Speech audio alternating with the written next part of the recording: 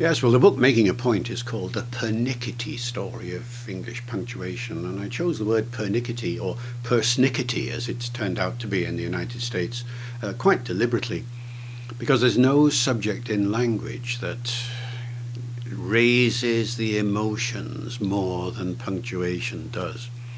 I think this is because it's a very self-contained sort of subject. You know, there are only a dozen or so punctuation marks. There are a few others, of course, but a dozen or so common ones. So people feel that they can master these and understand the system, and then they get very uptight when they find other people using punctuation in a different way from themselves, or when they go around and see punctuation errors in shop notices and things like that. So it attracts the attention more than any other aspect of language, I think. And the reason for a book on it is to point out, well, first of all, to explain where these punctuation marks came from, what the history of punctuation is, how English started with no punctuation at all. You know, the earliest manuscripts don't have any punctuation marks in them. So where did it come from? How did it develop over the centuries? Where did all these different views about punctuation come from? Why are there so many variations in usage between British and American English, and between different authors and so on, different publishing houses even?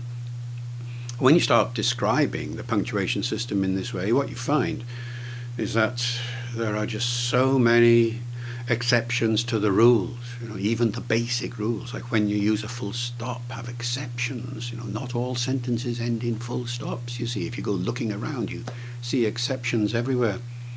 So I started out thinking that a book on punctuation would be just sort of a couple of 100 pages, maybe I'd handle it in a nice, easy way. Turned out to be nearly 400, and it could have been larger, but it was big enough, I think, at that point to stop. It's one of those subjects, though, that becomes increasingly fascinating as you get drawn into it and you realize the true complexity of the subject.